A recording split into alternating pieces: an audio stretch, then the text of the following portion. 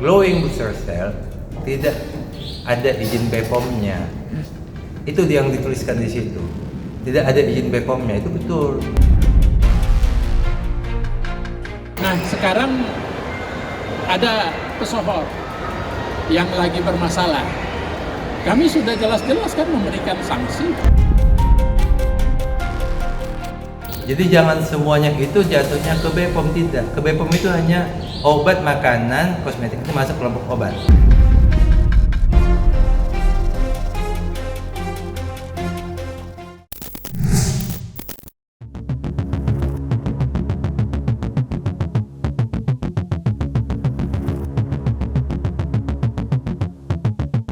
Sudah jatuh tertimpa tangga. Kira-kira itulah yang diduga tengah dirasakan oleh pengusaha skincare Dr. Reza Gladys. Belum selesai geliat perjuangan hukumnya, dalam proses persidangan perkara pidana menghadapi Nikita Mirzani, Dr. Reza Gladys juga harus diterpa badai masalah lain berupa pencabutan izin edar BPOM terhadap salah satu produknya. Glavicia Glowing Booster Cell itulah nama salah satu produk Reza yang disebut-sebut termasuk sebagai salah satu dari daftar hitam 16 produk kosmetik ilegal BPOM. Menanggapi hal tersebut, kuasa hukum Dr. Reza Gladys pun buka suara dan memberikan klarifikasi terhadap simpang siur perbincangan. Lantas, seperti apakah penjelasan mereka? Kalau yang bulan November itu bukan daftar hitam. Di situ hanya disebutkan bahwa glowing booster cell tidak ada izin BPOM-nya. Itu yang dituliskan di situ. Tidak ada izin BPOM-nya, itu betul. Jadi glowing booster cell, ya itu yang dipermasalahkan, ya. Kalau itu adalah treatment, bahasa Inggrisnya treatment, kalau bahasa Indonesianya tindakan. Saya kasih contohnya kemarin itu adalah cream bath, ya. Waktu kita datang ke salon kita kan cream bath, ya, digunakan bahan-bahan yang ada izin BPOM-nya. Bahannya ada izin BPOM. BPOM itu adalah Badan Pengawas Obat dan Makanan. Kosmetik itu masuk ke kelompok obat, ya. Jadi itu ada izin BPOM-nya. Ya. Sementara untuk treatment itu bukan obat, bukan makanan, itu adalah tindakan. Istilahnya service treatment gitu, ya. Itu bukan masuk ke BPOM. Ya, kalaupun ada hal-hal lain di luar daripada BPOM, ada nanti Departemen Kesehatan. Jadi masing-masing itu nanti ada yang memberikan izin. Jadi jangan semuanya itu jatuhnya ke BPOM, tidak. Ke BPOM itu hanya obat, makanan, kosmetik, itu masuk kelompok obat. Itu yang bagiannya BPOM. Di luar daripada itu departemen lain nanti yang bertindak. Masalah izin klinik itu nanti ada tempatnya, izinnya. Masalah penggunaan jarum juga itu ada izinnya. Ya, jadi tidak semua ke BPOM. Ya, kalau untuk itu. Nah, sekarang kalau dia masuk kepada klinik itu bukan otoritasnya Badan POM, Kementerian Kesehatan. Apa yang dilakukan oleh Badan POM tentu berkoordinasi dengan lembaga terkait, misalnya Dinas Kesehatan. Balai Besar POM kami pasti akan menghubungi Dinas Kesehatan sebagai pemberi izin klinik, kan begitu.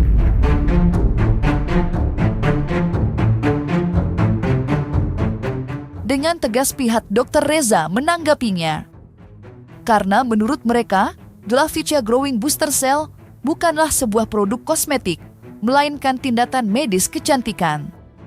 Yang mana, hal itu sama sekali tidak termasuk ke dalam wewenang BPOM. Dan mengejutkannya lagi, jauh sebelum daftar produk ini disebarkan, Dr. Reza sudah terlebih dahulu menghentikan treatment Glavicia Glowing Booster Cell.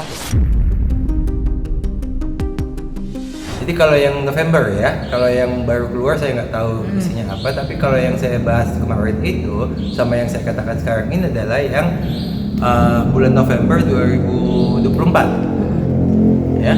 Dan itu juga tindakan itu sudah dihentikan sejak Mei 2024. Jadi sebelum BPOM juga mengeluarkan itu di bulan November, Mei itu terakhir dilakukan glowing booster cell itu Mei. sebelum BPOM keluarkan, karena memang tidak terlalu menguntungkan lah, jadi dihentikan gitu. Ini kadang-kadang masyarakat ini terlalu cepat menanggapi suatu hal. Sebenarnya BPOM itu memang tidak akan pernah menguapkan. Treatment itu tidak pernah dia menyatakan ini izin saya, nggak bisa. Jadi seakan-akan bahwa wah ini tidak ada BPOM-nya, treatmentnya PJKS, memang nggak ada izin BPOM-nya. Namanya treatment mana ada izin BPOM-nya. Sama dengan kalau ke salon, keimbat itu, yang mengajarkan keimbat itu memang ada izin BPOM, yang enggak. Tapi obat-obat yang digunakan itu pakai BPOM. Bahannya, sampunya kadang-kadang sampo A, sampo B, itu pakai BPOM. Tapi kalau melakukan mengerjakannya, keimbannya, itu nggak pakai BPOM, pakai tangan, bukan pakai BPOM. Di sisi lain, diwakili sang ketua yakni Taruna Ikrar, Badan Pengawas Obat dan Makanan baru saja buka suara tentang keputusan memberikan label ilegal terhadap setumpuk produk skincare. Yang diantaranya diduga terdapat produk milik influencer-influencer tersohor seperti Dr. Reza Gladys serta Sheila Saukia. Sontak saja, pengumuman itu langsung memancing perdebatan sengit di jagat maya. Lantas, seperti apakah tindakan lanjutan BPOM terhadap isu ini? Serta bagaimanakah pula BPOM menyikapi dugaan adanya produk influencer ternama di dalam daftar ilegal itu? Nah, sekarang ada pesohor yang lagi bermasalah. Kami sudah jelas-jelas kan memberikan sanksi. Dan kami tidak dikejar-kejar, bukan karena dia pesohor, kami tidak melakukan tindakan, kami melakukan penindakan.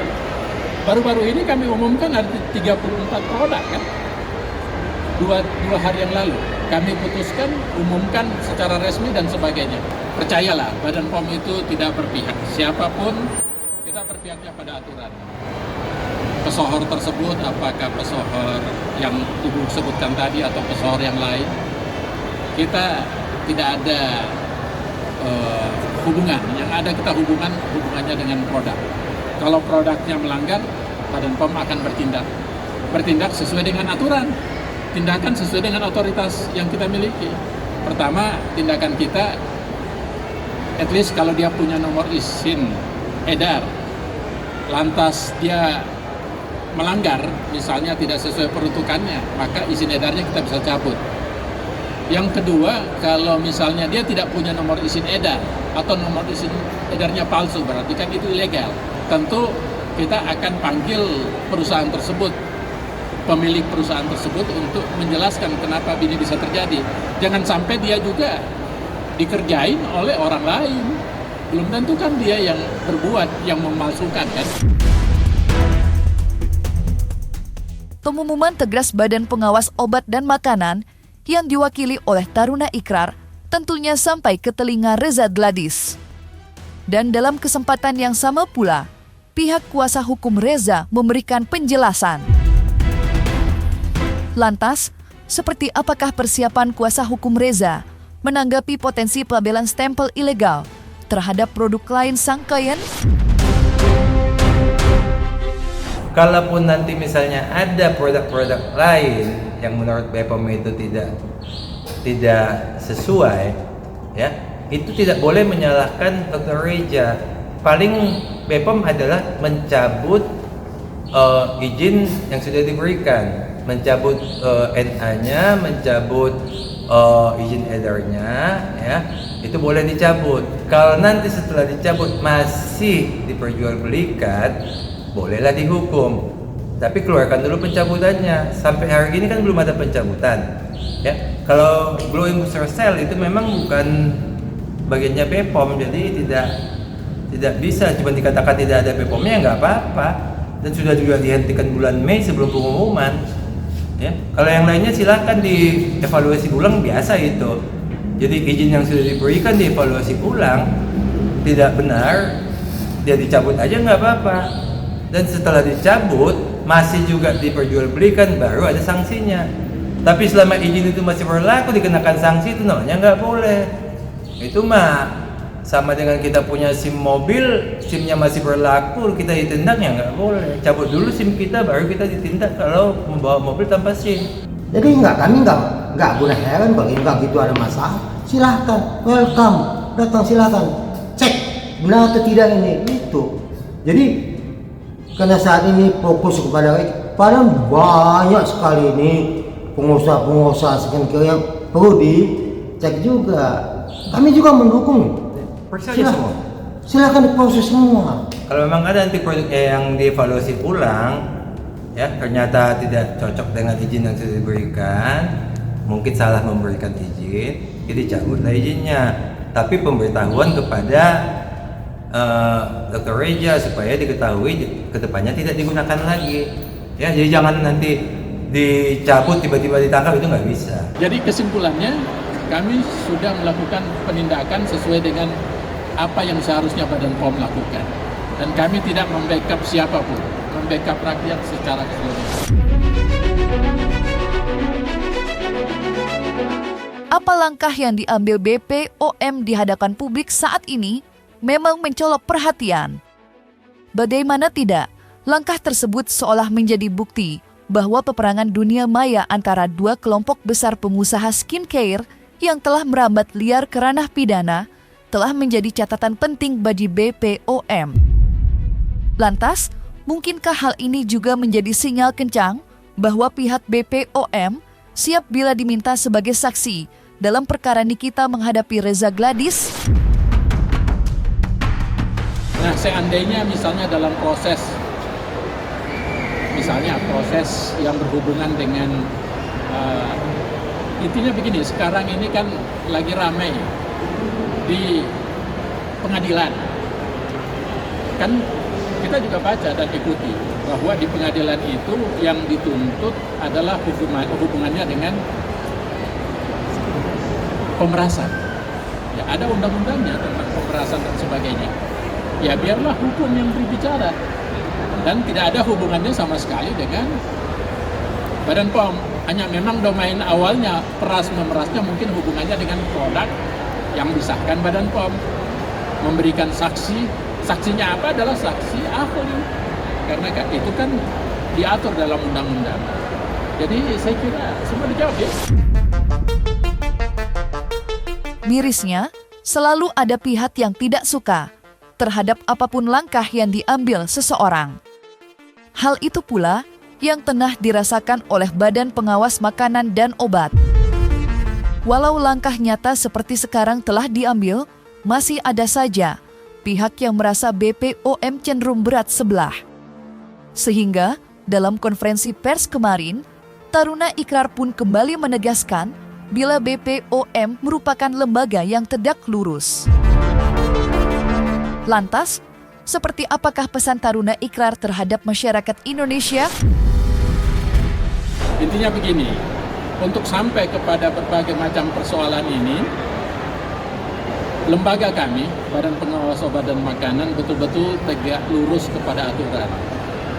Kita tegak lurus, ya karena kita lembaga independen, kita tegak lurus sama aturan. Tentu secara hierarki, kami bertanggung jawab ke Presiden. Presiden Republik Indonesia adalah kami punya komandan, kami punya ini. Jadi apapun keputusan dari pemimpin tertinggi kita ikutin. Tetapi tentu Presiden akan mengikuti juga undang-undang. Kita akan ikuti aturan-aturan yang ada. Makanya saya kritik nih BPOM. Anda ini kurang gercep kerjaannya ya. Kalau perlu kepala BPOM-nya copot aja itu. Nggak beres kerjanya. Itu pengacara Mawar yang bilang seperti itu. Karena apa? Karena Anda membiarkan terjadinya kisru di dalam dunia skincare. Banyak yang sudah menjadi korban. Ya, korbannya siapa? Isa Jega. Banyak yang udah tangkap-tangkapin. Dituduh mencemarkan nama baik dan lainnya. Iya kan? Jadi saya kira perlu dievaluasi oleh Komisi 3 DPR RI terhadap BPOM ini agar BPOM ini lebih memperhatikan masyarakat dan lebih pro kepada masyarakat seperti itu. Nah setelah diumumkan kami akan bertindak tentunya. Bukan karena kayak dikejar-kejar, ditekan sana kiri, tidak ada. Kita betul-betul murni sesuai dengan apa yang menjadi tugasnya Keti.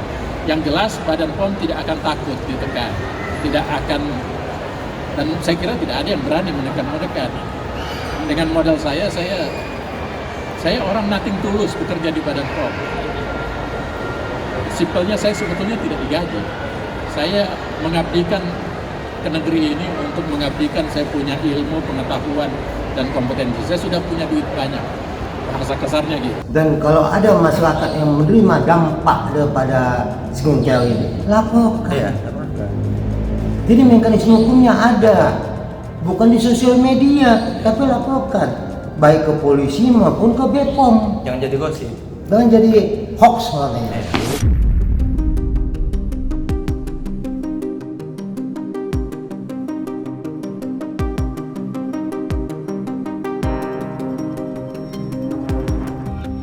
Nah, selesai sudah, Cumi Lovers.